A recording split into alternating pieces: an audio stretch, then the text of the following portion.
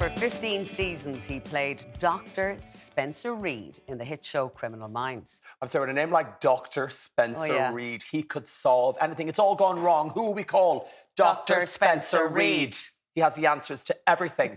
But in real life, the fan favourite criminal profiler is also a filmmaker, illustrator, director, and author too. I'm out of breath with that list. I'm exhausted already just hearing about it. Tell us all about his accomplished career. Let's welcome Matthew Gray Gubler. Yes. Woo! Hello, guys. Hi, Bronya. Hi, Brian. How are you guys doing? Come in New York. This is Dublin. We are live. Oh, well, I'm honored to be with you. I'm terrible at technology, so apologies in advance if this is not working. But hopefully I'm on screen somewhere. I have to ask, are you wearing a Christmas jumper? You know, actually, I'm wearing my Lucky Ireland sweater, to be honest. It's give me Christmassy, though. It's Christmas vibes. It is going on. giving vibes. A festive sweater in all regards. And if he said that in an Irish accent, I would have been here. Festive little jumper. Your guys' accents are so beautiful. I love your country so much. I just got to go there for the first time about a year ago, and it was such a true and total dream come true. Oh, fantastic. Well, the next time you're coming, you got to let us know and come in here and sit beside us on the couch. Yes. I would be so honored. I go anywhere where there's a green couch. Are you from, I guess, from Dublin, or where are you guys from specifically? I'm from Galway in the west of Ireland, but we really want to talk about your book. Yes. I want to hear about you guys in Ireland. We'll do that after the show. Formalities first. Formalities first. Really quick, though. Yeah, go on. Have you been to Valencia Island? Yes, it's beautiful and Kerry. Have you seen the tetrapod tracks? No, I haven't seen that. There are I don't know if you know what a tetrapod is. It's one of the first creatures to walk on land, but there are prehistoric tetrapod tracks in your country. It's one of the most mind-boggling things I've ever witnessed. It was a really beautiful sight. Wow. We need to check those out. Prehistoric. You got to go there. Go tomorrow. We will. Tell the tetrapods I sent you. Of course. I will. In the meantime, let us talk about your new book, The Little Kid with the Big Green Hand. It's just out. It is beautiful. Tell us about it. Oh, thank you. Are you saying that because it's green? Yes. We're programmed. It's very suitable for your country, yes. It's about 220 pages, I guess you'd say. And it's about two unlikely friends who go on a dreamlike adventure and uncover the magic of seeing the world through each other's eyes.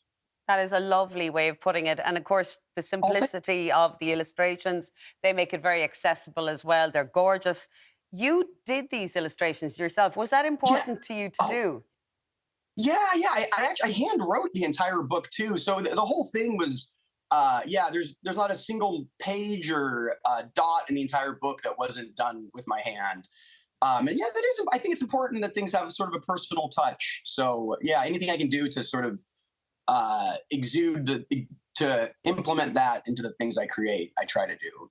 Matthew, as a child growing up, did you personally have a favorite book? And what was it? That's a great question. There's a book I loved as a kid called Bunnicula and the Celery Stalks at Midnight, about a vampire bunny rabbit that eats celery stalks at midnight. And I love that book. How about you? What are your favorite books? Do you know what? I'm so bad. I did even at school, I didn't like reading books. First edition Charles Dickens. I'm trying to be modest, yes. Literature is my thing, Matthew. I'm just dumbing myself down for television. I know the feeling. I do that frequently. Yeah, good. I dumb myself down for real life, though. Yeah, listen. Well, any man who comes on starts talking about tetrapods. Right? Indeed. Of course. Indeed. We seen you in your gorgeous green beetle with the big hand promoting the book. Yes. We've got a pic of it here now. All over America. How much fun has that been? It's been such an absolute blast. It's been one of the most enjoyable things I've ever done. Just going across, and I felt so honored. I wrote a book a few years ago, and I was so touched that people came from all over to be with me, that this time I wanted to return the favor and go all over to be with them. So I've just been winding through America to tiny towns and giving people books and just having such a blast. The book is all about connection, so it just felt like the best way to give it out to the world was to go out and connect. And it's been just the most lovely adventure ever. The car has caught on fire a couple of times. I found out an interesting I'm not really a car guy, but there's an interesting quirk to these old Volkswagens. You have to put oil in the engine, which I wasn't monitoring. So a few days ago, I blew up, I think, the second engine at this point, but Okay. I'm slowly making my way. I'm finally in New York. So I've made a pretty good journey of it. And when you drive around in that car with the big hand, are you giving those books away for free? Of course. Oh, Yeah, wow. yeah. So nice. Yeah. Oh, and hugs Aw. also. And selfies. Of course, free hugs and free books. Wow. Nice. Matthew, we mentioned the green car, we mentioned the green couch, and your first book had green as well. Rumple yeah. Buttercup, a story of bananas, belonging, and being yourself. What is it about green for you? It's so funny. Everyone asks if that's my favorite color, and while I deeply adore it, and I love the rolling countryside of your beautiful country in Ireland, my favorite color is probably purple. But I think subconsciously I'm maybe realizing the reason I use green is, I don't want to bore you with the answer. It's sort of a tetrapody answer, but green is the hardest color to physically reproduce in books because you have to use a process called CMYK. So green is very tricky to get right. But if you're willing to be crazy and spend the extra time, you can do it in a very unique way, which I've sort of, I think, become accustomed to. And so I think part of me chose green just because I know if you do it right, it's unlike anything you've ever held or seen. And I think it subconsciously pops to the reader in a way that hopefully feels special and just for them.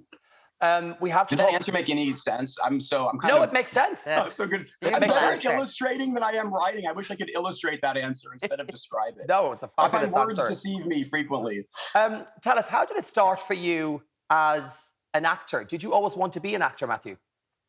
Well, not really. I grew up in Las Vegas, and when I was 5, I started taking magic lessons, which I think maybe growing up in Vegas, there's a bit of showmanship maybe in my bones, because I just thought that was a normal profession. Driving by billboards of like Siegfried and Roy and magicians, I thought it was the same thing as like being a lawyer or a teacher. So I really focused on magic for most of my life. And then when I was about 12, I learned that filmmaking is like the greatest magic trick of all. And you can create these, imaginary realities that people can join you in. And so I really focused on filmmaking, and that became my true and total focus. And then I just sort of fell in. I got very fortunate when I went to film school to study directing, and I interned for my favorite living director, Wes Anderson. And he was so sweet, and just sort of, it's thanks to him that I became an actor. He put me into one of his movies, playing an intern in the movie The Life Aquatic. And from there, it just sort of led to the things I've been so fortunate and lucky to do. That is a wonderful connection to make. And I suppose the role most people will know you for is playing Dr. Spencer Reid in Criminal Minds. Is that a role that you'd like? I mean, people love you in that role, and talking to you, it makes sense. I love being in that role. Thank you. So would you go back to it? Would you revisit the role? Of course, I would be honored. I would absolutely love that. They did a newer sort of spin-off of the show, but it was filming during a time when I was shooting something else, so it didn't work out. But I can't wait hopefully it will soon work out. I think we need to have you back. Matthew, thank you so Definitely. much Thank you. for joining us live on the 6 o'clock show. I feel like we could have spoken to you for the whole show. Give it up for Matthew, everyone. Thank you so much. Thank you. Thank you, Matthew. You guys are so sweet. Thank you for everything. Have fun. We are very Kiss sweet. your Thank country you. for me. Thank you. Matthew's book, The Little Kid with the Big Green Hand, is out now.